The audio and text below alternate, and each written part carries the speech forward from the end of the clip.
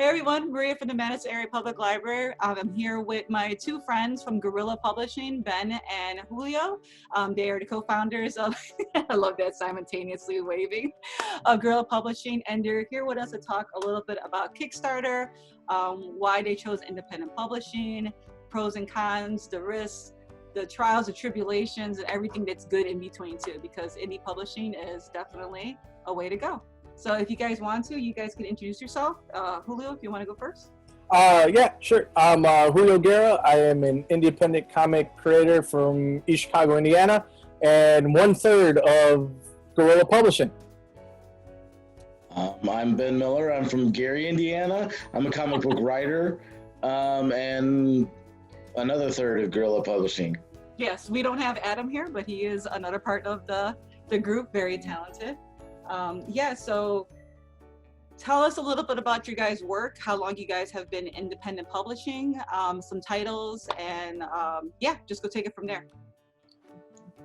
I started out, I think we both started out basically about the same time with our first books, because that's kind of how we met, was at the first NWI Comic-Con. But my first book that I put out myself, called Judges. And I did a 4-issue miniseries of that, and then eventually collected it into a trade. So that's kind of how I started out with that. My first thing was about 2013. I won this contest called the You Create Comics contest, and it was like, okay, we'll spend like $50,000, get your first comic made and printed and publicized, and then like they sent me a list of things they wanted, like revisions for the book. And as I was working on those, I called them back and like, I don't know about all this stuff. And they're like, oh, well, it's okay, because we're going out of business anyway. And so they did send me a small portion of that helped me produce the first issue. And then I did use Kickstarter to get some of the other issues out. And also then for the trade for that. At one point it was picked up by another company, and then they went out of business. So it kind of, the idea of like working with another company, I've had contracts with other companies, and it never quite works out. I wrote it right before we did the Guerrilla thing. I wrote a book called Kanisha, and I've been getting turned down by a lot of different companies saying it was too controversial, which is funny now, because now that it's popular, everybody's online, these same companies saying Black Lives Matter, but they said the book was too controversial 2 years ago. But then also I was with another company, and I was signed up with them, and then they decided to be more a right-wing kind of company and drop the book and stuff like that. So for me, it's kind of, this whole journey was like, why am I constantly working with somebody else that keeps messing things up? Yeah, dropping the ball. Like dropping the ball, trying to change what I'm saying things are too like this way I get to kind of decide my own fate, and if I fail, it's my fault. You know what I mean? But this way, we kind of get to decide how we're going to do things. Yeah, I like that. Julio? Yeah, so about 6 or 7 years ago, started out. It basically was, I met Adam first before I met Miller at a band art fair that 18th Street Brewery in Miller, which is Gary, Indiana, used to have. And I saw Adam's work. I thought it was really cool, and I wanted to get a piece from him. And we just started talking or whatnot, and he pitched an idea for a book that he did, which turned out to be 4 issues, called Humilian. And I told him, I was like, hey man, if you do it, I'll back it.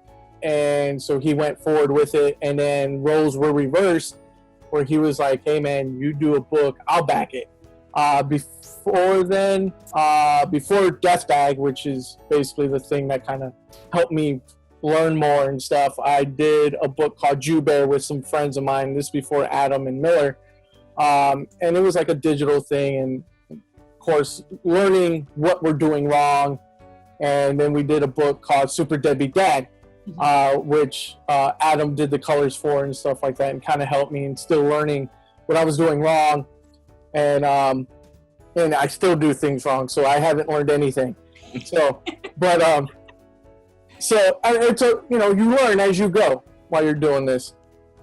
So throughout this whole time period, I got to get to know Miller and Adam and you and Jack and a bunch of other guys, Ashley and Jorge and stuff, and just get like a creative group going. And I was seeing Adam and Miller get these rejections after rejections, and I'm just like, here's two guys who I'm fans of, like legit fans of, and I love their work, and I'm their friend now. It kind of hurts, especially these guys who are like pushing me to keep going as well. And then hearing them like, hey, I don't know if I'm going to keep doing this. I don't know what my cards hold, and stuff like that. So during that time, like a lot of the stars were aligning, and I'm speaking more about this. When we first started talking, we're just like, yeah, we saw this and we want to go. But because we are nerds and we love everything, it's pretty nice to say the stars starting to align with like AEW, Cody and the Bucks starting to want to do something. And Miller and I were there when that kind of started at Ring of Honor, when they did that thing, and it was like the electricity in the air, and I'm here with this guy that I want to push to be better, and I know like his stuff should be out there. And so then AMC did the history of comics at the same time they were talking about Image. And so I was rediscovering Image comics again, and the story behind them was like, hey, here's these guys who have tremendous talent, and they're getting tired of basically the system telling them what they can and cannot do. And same thing. I saw Miller getting rejected. Oh, your book's too controversial. Adam, your book's too cartoony. Julio, you just suck. And it's just like, but my goal wasn't for me. It was to see these two guys who inspire me flourish. Yeah. And then I pitched it to them, and we had a meeting, and now we're award-winning, going all over the place, and became actually family, in the whole thing. Yeah. Like those two guys are my brothers, just like you and Jack. I can consider you guys family because we're traveling, we're doing this together. So I would say I can't speak on Marvel, DC. Like I don't know if those guys are close-knit. I know like some of them are. Mm-hmm. Like the 100 Bullets team. I know those guys are really close, but they've been working together for so long. For years, and yeah. that, Time, yeah. Yeah. So and because of how Marvel DC is, you're always changing your creative teams up. But here's these people who I'm with working, whether if I'm working with you and Jack on a book, or Miller on a book, or Adam, we're always intertwined. Yeah. And always pushing each other somehow in some similar way, which is, I think, a huge benefit, because it's not like, oh, you're working for the other team, you're my buddy, but I can't push your book, Exactly. Yeah, it's would you go back to like the AEW, WWE brand, instead of just looking at everybody wrestlers, it's like they don't want to say they exist. Yeah. But like you said, when it comes down to like art, I don't know how you guys felt, but like being on the south side of Chicago, I would think it's similar since you guys are Northwest Indiana. It always felt like if you weren't in the heart of the city, you were out of the loop of things. You weren't in the clique, that cliche of like, I wasn't in with the people, the knows, and things like that. What I get a lot from the kids at the library, they're introverts by nature. You know what I mean? You most of the time artists and writers are, because they're always thinking of another story, a different type of angle. There's always things going on in your head. You're being influenced by popular media, politics, things like that. So you're very internal dialogue. Do you guys think it's able for somebody to become successful in comics without having how we started a group of family? Or can you find somebody that's like, you don't have to always travel to New York City, LA, the heart of Chicago? I really think it's everywhere. You just kind of have to look for it and put yourself out there. That's why I always tell the kids. But I don't know. I always get a little pushback from them. They always tell me, oh, well, I'm like in the south suburbs. No one knows where I exist, things like that. Well, I mean, I think we were kind of like the bastard children of, the Chicago comic scene. you know, because there is that Chicago comics clique that we are definitely not a part of, and they don't want us to be a part of anything that they're doing. And so it was just like, okay, well, we don't need them either. You know what I mean? It's like, you just got to find your people, and that, like, it isn't always easy, you know what I mean? Like, but you just got to find your people that, you know, you can work with and get along with. It's more important that, like, your friends than anything else, to me. Because, like, even when we started the company, me, Julio, and Adam were like, okay, we're friends first, business partners second, you know, because that's what's important. And so once you find those friends, those people that you know you can count on, like, if they're, like, outside of the business aspect, if I'm in trouble and need help with something, I know that I can call on Adam or Julio to be there for me. You know, and so that's what you need to find first, is those people that, like, you know, kind of your ride or die people that you can find first. That's just what I think, you know. Just to piggyback off what Miller said, yeah, you know, it does feel like that. At one point, it was like, oh, you know, I started off as a gallery artist, and I was like, oh, you know, I gotta be in the galleries in Chicago because that's what it is. And then I was like, you know what? I guess I'm rebel by spirit or whatnot, but I was just like, you know what? Let me make noise out here. Let me make the city come to me, because I'm very much like, this is my home. I'm very proud of where I come from. And a lot of where I was, like, I guess the beginnings or my whereabouts is, I don't want to say bastardized, but the artwork that got me into art was graffiti art. And if you look at it, it's now slowly just becoming like, it's being welcomed by fine arts and galleries finally, after, like, what, 30 years or something? Yeah, it's been a while.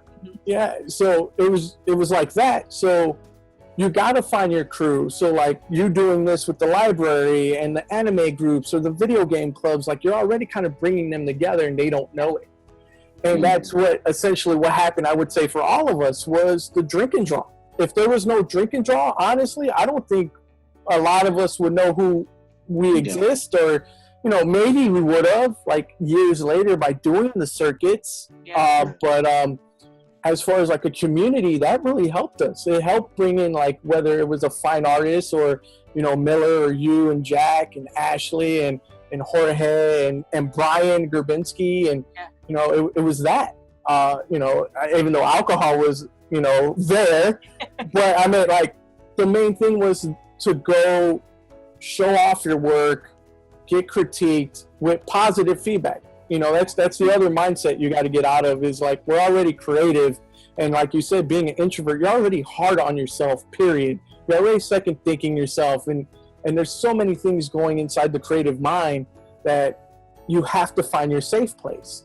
And that's why I think it started happening. And by going to those groups and being involved more and seeing the same, like, 2-3 people or more constantly, you're going to be opened up more, because more exposure to them, and you're going to let your guard down a little bit and know that those people are trying to help better you.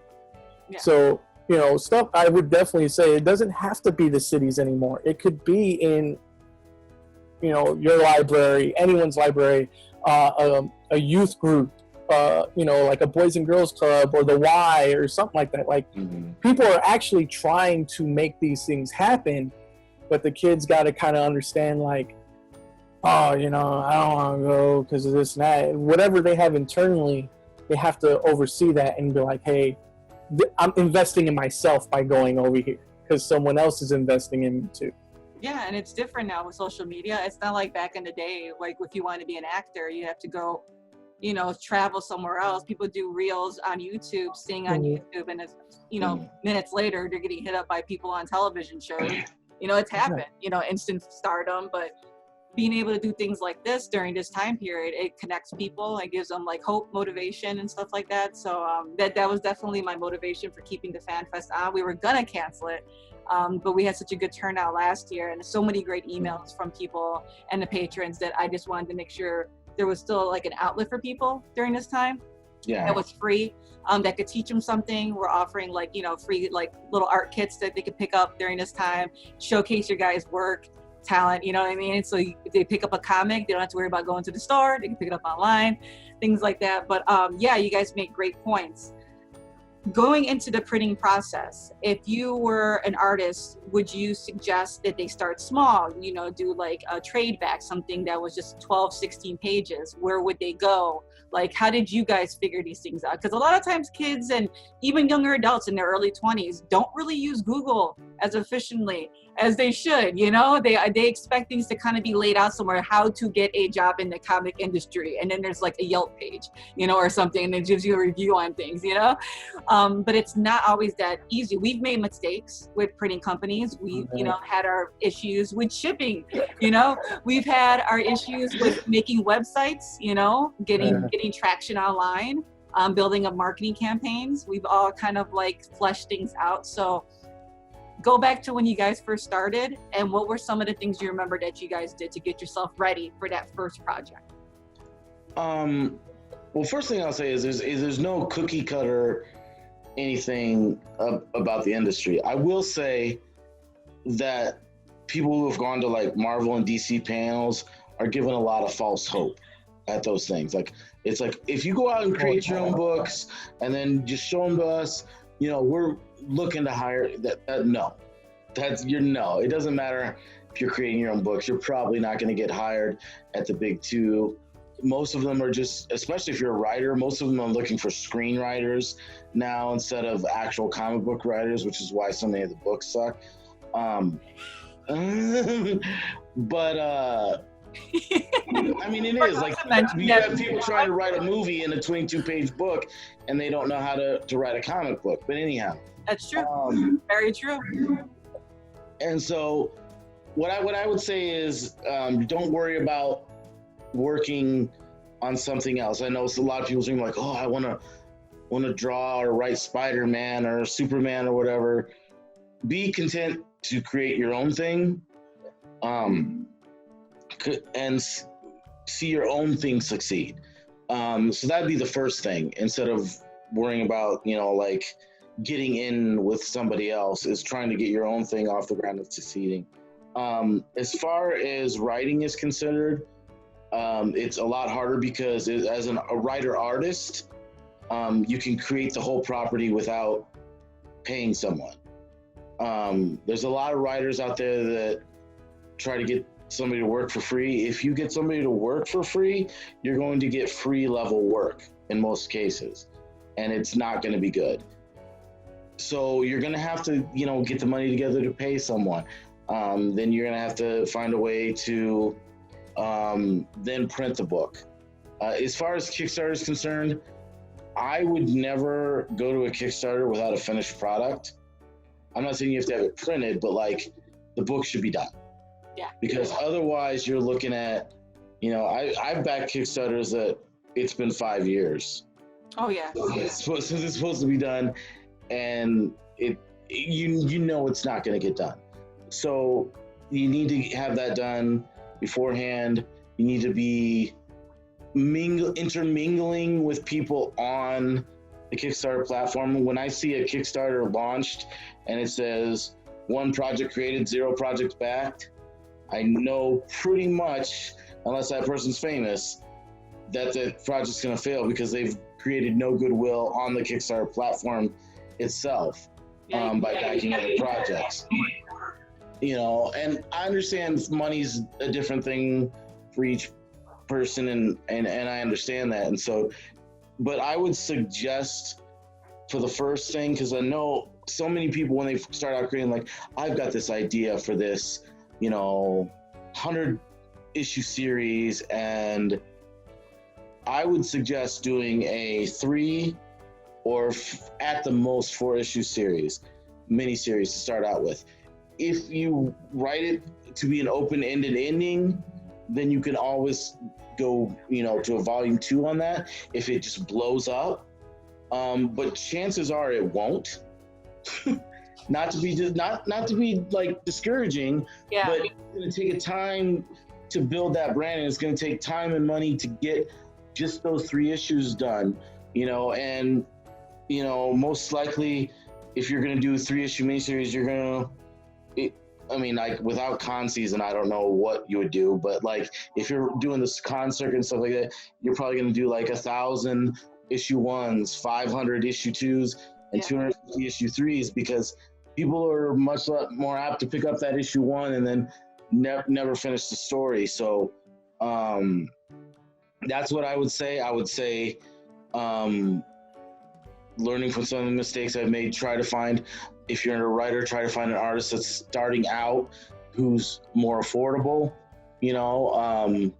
You should be able to find somebody who can ink and draw well. Make sure you, for $50 a page, make sure that you ask them how long it takes them to complete a page, how much time they have to work on it, things like that. So about when it's done. Never work without a contract. There are sample contracts for work for hire online. Excuse me. That you should be able to find, because if you work without a contract, then let's say it does blow up, and then an artist is like, well, I own just as much as I own 50% of your idea, or you owe me this amount of money, or whatever. So, especially if you're working with a friend, that way both of you know exactly what each other's going to get, and there's no ill will afterwards. So that's some things I would say is from a writer's perspective. You can start out with a one shot or a small thing, but then you've just got the one thing, and there's nothing else for them to look for. People are like, oh, are you going to do more of this? No. Oh. So you've just got one thing, and it's all only ever going to be that one thing. And so I would really suggest the 3-issue miniseries. That's my biggest suggestion going forward to starting out. Yeah, I like that. I like story arcs that kind of lead up that way. To have the 3 to 4 issues and stuff like that, or the one shots. Those are usually always the best ones I see on Kickstarter too. But yeah, Julio, want to back off that anything? I just don't know where to go with that. No, mine was completely different from Miller, because mine was just like, I'm just going to do this thing, and if it catches on, it catches on. So basically, I gambled on myself, but that was again after trial and error, but also at the same time talking to people, figuring out what works for them. Or what historically that's worked. For example, the death bag stuff doesn't follow what Miller was saying. It doesn't follow the miniseries or how many issues. I don't even have an ending for death bag. But I saw how well Archie Digest worked, and it was just like, hey, we're going to follow this gang and their adventures and keep it fun and stuff like that. So that's the approach I took with Death Bag, is how many little stories can I put in here? So using the anthology and the digest stuff and putting it into one, and then slowly start adding friends of mine in there, like, hey, Miller, do you want to write a story? Or Ashley, do you want to do the flip story, so we can kind of put you on, that way you can kind of cross promote as well and try to get each other to people who might like that might like this. So definitely teaming up was always one of the things that kind of helped me, I would say. And just asking a lot of questions to anybody, in the panels, or now that things are a little bit more, social media has opened up a lot more, that people can ask questions to creators. Not saying that every creator is going to answer them back, but you do get some guys who do answer back, and girls, I should say, not just guys. And then how Miller was saying, look for an artist. Again, social media and just websites in general, you have DeviantArt, Instagram. You can go through these things and find other artists that you might like their style, and then that can open up that dialogue for you. But definitely, I would always say, definitely do some sort of something tangible, whether it is an ash can or a preview book or an issue 1. and I would say it's okay to say we're going to see where this goes. Yeah. That way, you know, if people like it, they can start talking about it and then start feeding it over there. Kind of more of incentive for that person to help promote you as well. Yeah, that's what I would say for that part. Yeah, it's definitely a mix. It's funny when I always ask that questions to people, like their background story on how they got into comics is always kind of like different. Like for Jack, I booked a table at Wizard World and I was like, make the money back. So he was like, he kind of had no choice. And he was like, what do you mean? I'm like, think of a comic and do some art. And he's like, oh, okay. You know, but it gave him, it helped to get past the doubts that you couldn't do it. Yeah. You know, and once you know you can get past that point, you can continue to do a little bit more, you know, keep adding on and adding on. But yeah, I definitely agree. Even another friend told me that sharing a table, first time artists going out there to a con, share a table with somebody that supports you, have the same kind of mindset. You guys will enjoy the weekend, not only, you know, enjoy your company, but you guys can just help promote each other. But yeah, definitely having a good group of friends. It always comes back down to a good group of friends. Mm-hmm. Yeah, definitely. Okay, so tips for successful projects. Let's talk about Kickstarter a little bit. When you go into doing Kickstarter, would you suggest, because I always get this question a lot from people, especially in my library, people are just trying to publish a book. It has anything to do with comics. They're looking for an idea, even like creative, like artists, they're doing videos and things like that, looking to generate some income for their project. Would you or would you not try to get a platform on social media prior to Kickstarter? Would you not promote it? How long would you promote it for? Because a lot of times they're like, well, I have a good story, it should sell itself. I don't buy it. I never buy that because I always feel like if you don't have the traction behind it to leading up to the set off, then you're going to go anywhere. You know, there's not going to be a takeoff to your project. I would definitely say social media first. You want to build anticipation no matter what. If you just throw, and this is speaking from experience, and Miller yells at me about this quite a bit. I did secret Kickstarter, which was like, I'm just going to toss this up. I'm not going to say a launch date, nothing. And my expectations were met. Nothing happened. But like with Tales, for Tales 2, everything that we did wrong, that I felt I did wrong, and what we did wrong for Tales 1, we learned from it. Yeah. And I mean, this right now, this is, everyone's like, oh, you know, congrats. This is super overwhelming. I mean, it's very humbling. Yeah. Oh yeah. You know, but it's overwhelming. Like, oh, okay, what do we do for 3? You know, it's just like. Yeah. But what we did was we started building it up since December.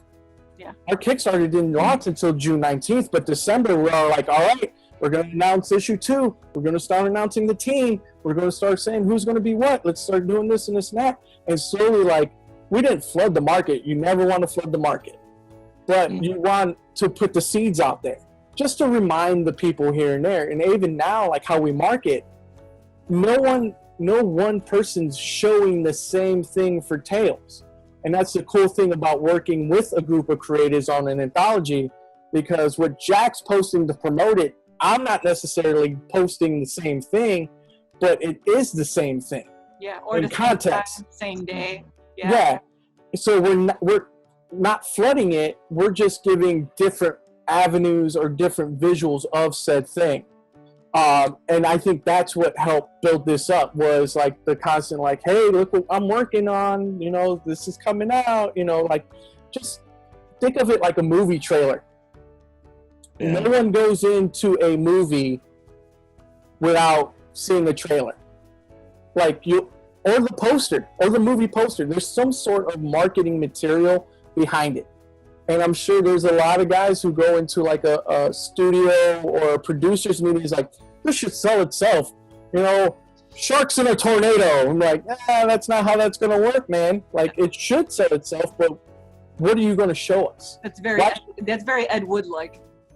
Coming in with his trailers that made no sense, you know? Yeah. Yeah. But you're building some sort of curiosity. Yeah. And that's marketing, is how can I pique someone's curiosity or interest on this?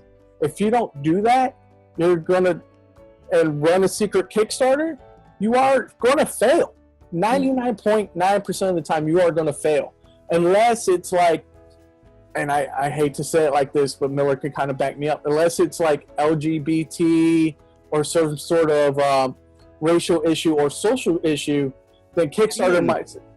Even still, really, with that stuff, like you've got to have like most people have a fan base, or at least have a media. Like that's the thing. A lot of those projects are coming from people who are outside of the comic sphere. Yeah, they have like a media connection, so like some of those projects are like going to show up like in the New York Times, or some of in like a bigger publication that people can find out about it. Like I would, the real, in my mind, the only thing that kind of sells itself, unfortunately, in Kickstarter are the cheesecake comics. The ones with the women with, anyhow, those sell themselves. You don't have to even, like there's guys that have put out like 6 or 7 Kickstarters for comics they never delivered, but people keep backing them just because that's what's on the cover. Yeah. So that is what it is.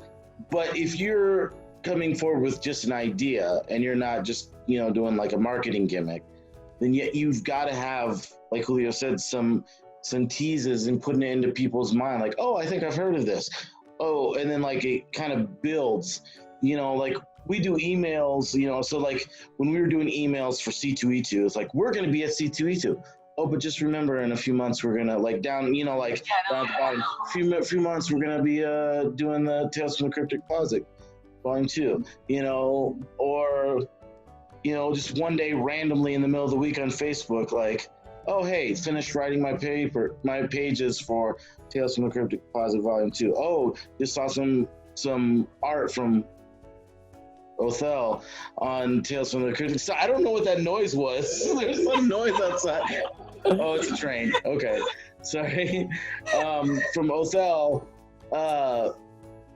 just send me some pages. Post a page that, post some art that he said. Those kind of random things as the project's coming together. People like to see how the sausage is made in this case, and so. You posting those things as it's progressing, and then and I do think like issue 1 did not do the same as issue 2.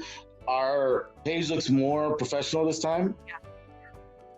Bill did a lot of great work putting pages together. Adam did a lot of great work on the page and stuff like that. Julio, with the names and stuff, coming up with like cool horror like names, so it looks more professional and it's fun.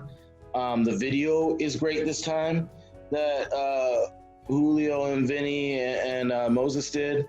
I think that's part of it. I think another big part of it too is like we launched the book at Horror House last year, and there were a lot of people that bought the book there that didn't, back the Kickstarter.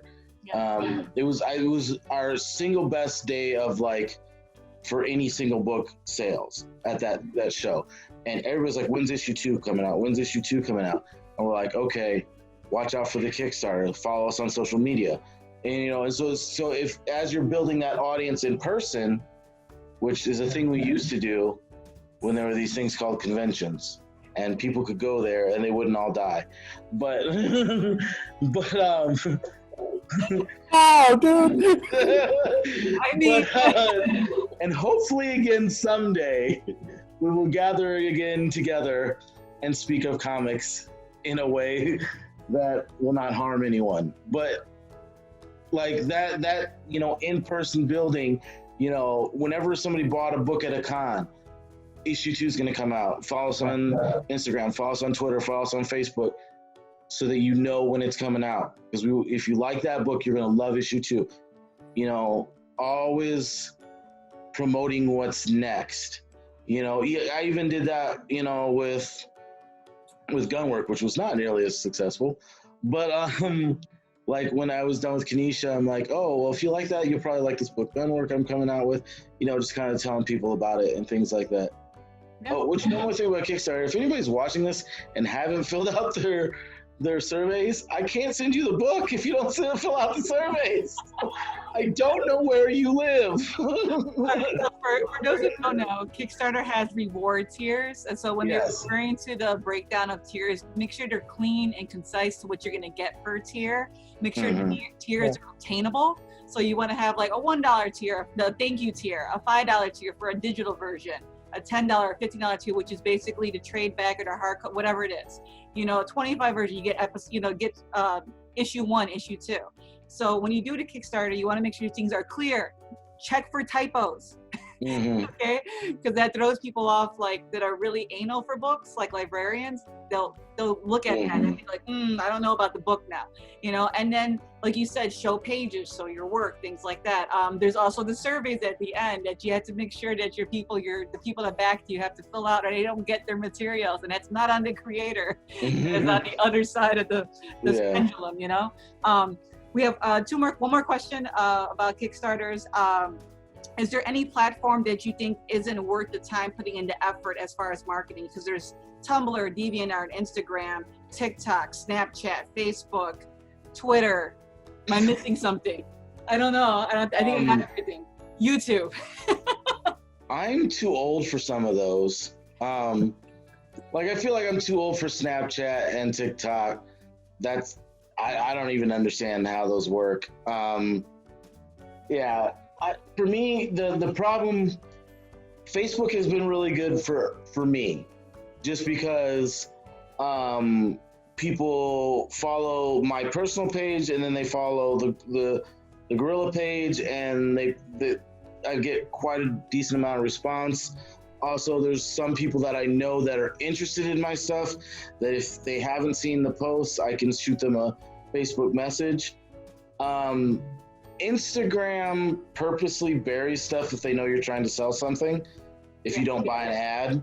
Facebook can do that sometimes as well, but Instagram's really bad about it if you don't buy an ad on it.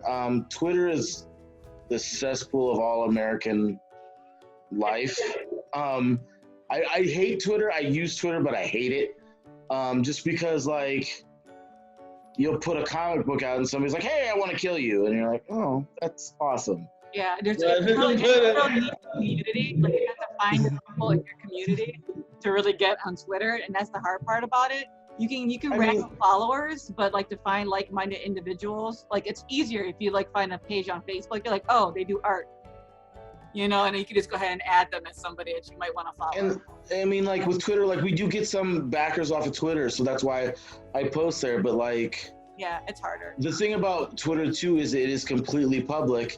And so there are people on Twitter that hate everything in life, and they just come after you for no reason. Like, here's a horror book I did. Well, you should die. Yeah. That's not fun. We gotta also mention that getting into arts and comics and writing, you gotta try to have a thick skin a little bit, and not just because people come at you. It's not that you're doing something wrong, or you had to be open to criticism, open to learn, open to grow. But never let anybody else's judgment stop you from doing something that you fully love and want to commit to. So because there's always going to be those people that like were just like, oh, you suck. Yeah, or they only like the two major ones. Yeah, I've had people say, if this was a Marvel or DC book, I'd buy it. Why does it have to have that little stamp on it for you to buy it? That doesn't make any sense for me. Like right now, like I do read some Marvel and DC stuff, not as much as I used to. But I'm much more interested in indie books. Like I back a lot of Kickstarters, backed over 400 Kickstarters, you know, and so it's like, because like I'm interested in that indie stuff, that stuff that, you know, like great ideas that you aren't going to get when you're pigeonholed into a 75-year character history. You know what I mean? Like I like Batman, but like there's only so much you can do with Batman. Unless you're big enough that they'll let you do an Elseworld story. Yeah. Because like you can't like just say, all right, now, you know, Batman's a samurai, because he's not a samurai. You know what I mean? So like if you want to do a samurai book, write a samurai book. You know what I mean? And like there's some amazingly inventive books that I've I've picked up on Kickstarter that I'm like, this is just great. You know what I mean? Like, that I don't understand why more people aren't reading that book or whatever, you know, or even like with Julio's Death Bag, or even, you know, Jack's Last Unicorn. Like, like, to me, every time I read that book, I'm like, why is this not a cartoon? Yeah. Why is this not a cartoon that I can turn on and watch? Because Julio's is funny, and Jack's is funny in like the most BoJack kind of way. Yeah. That I mean, like that book alone, I had no idea people would be into a depressed unicorn that hard. Like when we were like 4,500 and had people like you said, around the world on Kickstarter, like to get that feedback was insane. You know, and that's the thing, like you said about indie like creators, like you don't really know. Don't always look at like having the states back you. There's so many people out there that are like in different countries that want to read something different because they like that. Like Spain, they're all about independent like artists, different like abstract art and stuff like that. It's off the wall. It's not like, you know, muscles on top of muscles. I won't even say the name, but muscles on top of muscles with small pockets. Julio's dying. I can't draw fate. I'm sorry, Julio. Okay. But yeah, any platforms you don't like, Julio, real quick? I would say there's pros and cons to everything. Yeah. Like I use as much as I can. The only thing is like time to keep up with those. Like Miller was saying, stuff does get buried, and you got to know like the analytics behind it, when the peak times to post. That alone becomes a full-time job within itself. So that's where like Marvel, DC, like the bigger companies who have money to pay people to do that, excel, because they know when those lunch times and mornings and evenings, where like independent companies, like we still have 9 to 5s, and we're trying to sneak it in during our lunchtime, and you know. But the cool thing that some of these do have is integrating the accounts. So if I post on Instagram, it's linked up to my Facebook and my Twitter, so I can just post one thing and there it goes, you know, to all 3 platforms, which is a plus. The con is, you know, it could get buried because now there's no chronological timeline anymore for any of these things. So unless you follow that person or that hashtag, or, you know, you got to know the certain hashtags and stuff like that, you know, it becomes lost. And if you're not keeping up with it, you will get lost in the shuffle. But I mean, at the same time, you do get one or 2 people that do look at it just by stumbling across it, or, you know, you just hit at that right moment. So like I said, pros and cons for everything, but it's becoming where it's a necessity to promote yourself, especially if you're a visual artist. Yeah, definitely. Yeah, we went through all the questions. Is there any closing mottos, positivity you would give to any independent creator that hasn't started yet? Any just words of wisdom if they haven't, they're coming out their first book, trying to figure out what to do? What would you tell them? You want me to go first? Yeah, you can go first. Oh, okay. I was like waiting. I was like, is he gonna? Should I? There's a few things. One, don't get defeated. It's easier said than done. I don't know how many times I've called probably each one of you guys, or Facebook message you guys, even people who, like our friends who are not on this panel, saying how many times I'm done. You know, it sucks. It does. But again, going full circle to what we're talking about, find that support system. There's going to be people who believe in you. And no matter what, there's someone out there looking for your stuff. They don't know you're looking for your stuff, and you don't know who they are. But you're going to either A, inspire someone else to move forward, or you're going to spark someone's interest in a new world for them to be a creative. And I know that's like a lot of responsibility, especially for someone who's like, I don't even have a page done.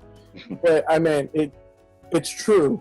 I don't know how many kids now, because of Death Bang or parents that are just like, hey, I read this to my kid, they really like it and stuff like that. And I just did it because I wanted to make fun of stuff, you know. But do it, man. There's as someone's been telling me recently, is like, there's no such thing as a bad idea. Don't forget, someone went into a pitch meeting and was like, I have an idea for a movie about sharks and tornadoes. So, I mean, just do it. Do it, be inspired, and don't give up. Yeah. Mr. Miller? I would say the most important thing is just to step out and do it. You know, instead of like, because we all know that guy that's got the best idea for a comic or a movie. Oh man, I got this great idea. And then all it ever is an idea. Yeah. And so like, I know it's very nerve-wracking because you're like, I could step out in this and I could completely fall flat on my face and fail. And you're right, you could. Like, it's a possibility. But you could also succeed, or you could, you know, learn something enough for the next time you step out. Like, it's all about being willing to put yourself out there, being willing to do the work and put the time in and do it. Despite, like Julio said, I don't know any like real indie comics like creator who hasn't quit at least 2 or 3 times A year. Yeah, like it's like I quit. Like there was a time there where I'm like, Julio quit like every day. He's like, I quit. I'm like, no, you don't. You're right. I don't. but like, yeah, I mean, like I've quit. I'm like, I'm done. I'm done with this, you know. And so it's like, but you still got to, you know, just stick with it. Stay with it, because eventually there'll be that thing, you know. And it's taken us a while, like, you know, some people, like, we're real proud of the fact that, you know, we've hit like, you know, close to $7,000 in our Kickstarter here, but like that didn't start out that way, you know what I mean? Like, it started out with people like, oh, I don't want to buy your book, or you know, begging people just to, you know, hit a certain mark. You know, it's building up that fan base. It's building up things together, and that's why it's so much easier when you're with somebody else, because you're building each other up. Because like, then Deathbag fans might take a look at Judges, and then Judges fans might take a look at Humalian, and Humalian fans and Judges fans and Deathbag fans all come together to get Tales from the Cryptic Closet. You know what I mean? And so it's building each other up and building a, you know, kind of a brand, you know, like where people now kind of are starting to recognize Guerrilla as a brand. But that, I mean, that's taken like 6 years, you know, from when we started out, you know, just as individual and indie creators. It's taken like 6 years to get here. You know, it's, you know, we all know like the stories of the guy that's like, oh, my first book was for Marvel, and then now I do whatever I want. And like, yeah, but there's a million guys who only ever, you know, who never did anything. And there's 10,000 guys who only ever did 1 issue. You know what I mean? So it's like, you've got to, it's a grind like anything else. You know what I mean? It's like the music business or any entertainment business, for most people, is a grind. And so you can't just, you know, because most people have a false expectation that, you know, they're going to just put this book out and everybody's going to love it and it's going to be the next big thing. You know, Walking Dead #1, when it first came out, I think it was like 2,000 copies. Yeah. You know what I mean? So, you know, you've got to build an audience. It takes time. Yeah, basically, don't kill yourself overnight. Give it time. Don't give up. It just feels good when you get that first book done. It does. Yeah, it definitely does. There's something about having that first book in your hand, like, I made this. Yeah. Like, no matter what anybody says or whatever, you know, like, they can't take that away that you made that book. Yep. You know, like, that's your book, that's your project, that's your idea. It's physical. It's out there. Yeah. I still get that, man. Every book we drop or something, it's like I still almost doggone cry every time we get one, So it's no matter what, it's always going to be that like special feeling. Yeah. You You open up, and then there's always that smell. That fresh print comic smell, and you're like, ink, saturated. Yep, I made another one, and it's just like you open it up and you start.